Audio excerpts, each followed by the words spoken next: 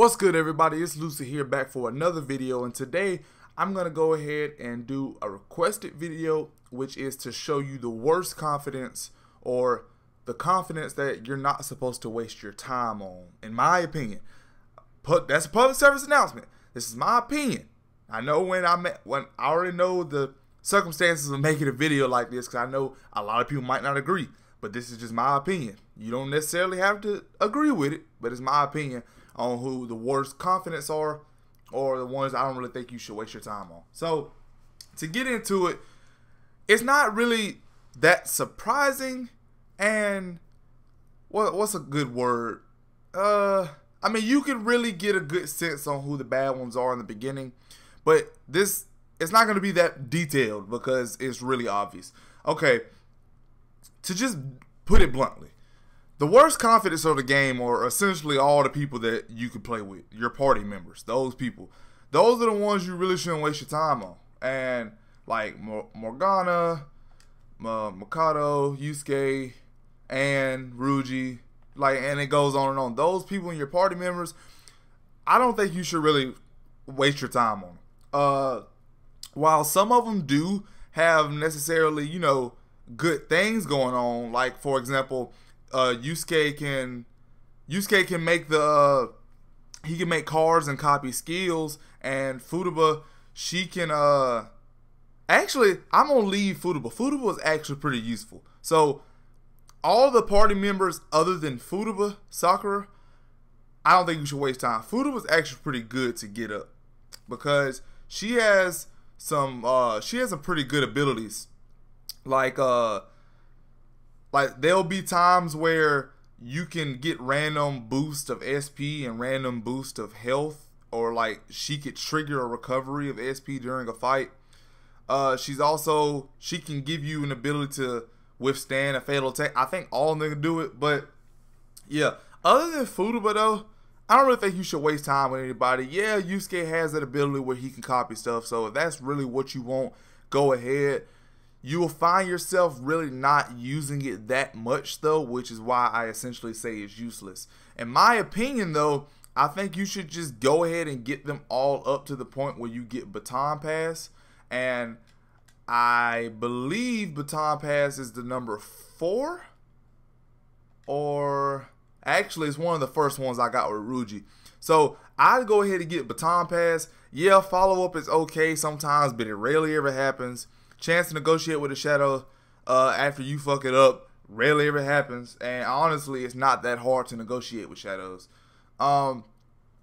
Yeah, but see, all your party members get essentially the same thing. They get Baton Pass, they get follow up, they get Punk Talk, they get Harrison Recovery. Of course they're called different things with each confident, but yeah, there's no point.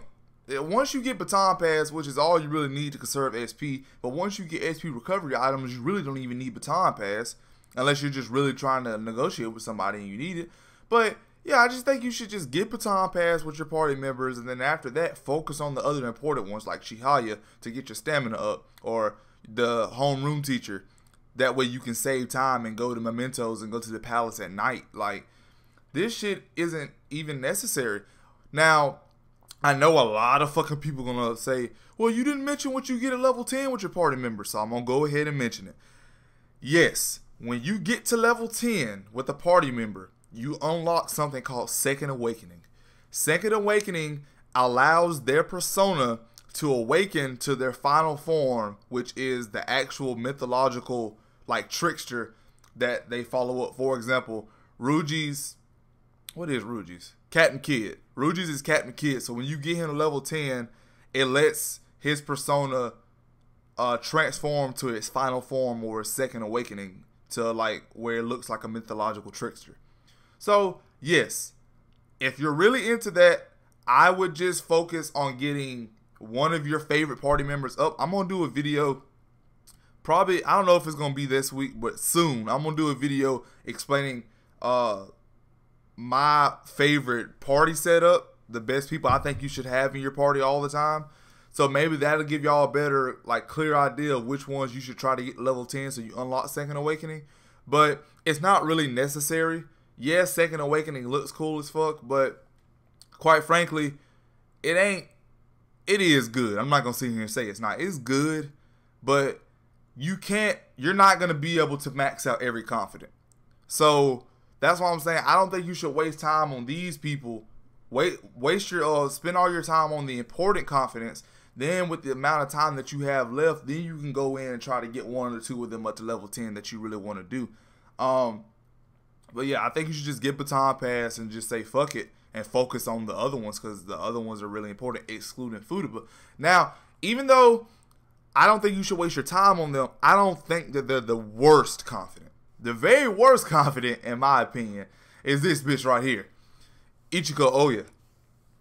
Basically, all her powers, not her powers, all her stuff is just decreasing the amount of it decreases the amount of security level awareness you get when you get caught. In my opinion, again, my opinion, this is completely useless. And the reason that this is completely useless is because as long as you're hiding behind shit, you're not gonna get caught. The only way I ever get caught or the security ever catches me while I'm in a dungeon is if I'm like annoyed and I don't feel like wasting the time and killing everybody and I just try to run past everybody and then I end up getting caught. Yeah, that's really the only time I get caught. But being caught and getting your security awareness up really don't do shit. If it ever gets maxed out, all it does is bring out higher level enemies, which a majority of people want higher level enemies out anyway. So she's fucking useless to me. I know a lot of people will agree. I know a lot of people might disagree. She's fucking useless. Once you get a level 10, I don't even think your security level can increase. I think once you get a level 10, your security level always stays stagnant at 0 until you send the calling card and it makes it go to 100. But yeah, Ichiko Oya is fucking useless. So I wouldn't even waste any time on her whatsoever. But yeah, those are really the worst confidence in my opinion. Your party members, excluding Futaba, possibly Yusuke, depending on how you look at it. I'd get them all up to the point where they get baton pass and just say fuck it there and focus on the other ones. Yeah, you can come back and get on level 10 once you max out your other important ones, but like I said, don't worry about maxing them out first, unless you're trying to romance one of the female characters. Then, go full in, but because you got to get to level 9 and you're confident rank with a female to romance them. So if you're really trying to romance Anne or you're really trying to romance Futaba, yeah, go ahead. But in terms of playability and what's going to make the gameplay better, there's no point in wasting your time. But that's a wrap for the video. If you found this helpful or you agree with anything I say, go ahead and leave me a thumbs up. I really appreciate it and it helps out the channel. If you're new here, hit that subscribe button for more content and make sure to share this video with all your other Persona 5 friends, because I'm pretty sure they want to know somebody else's opinion on this matter as well. And I believe more DLC comes out tomorrow, so I will be releasing a video on time to cover that DLC. But yeah, peace.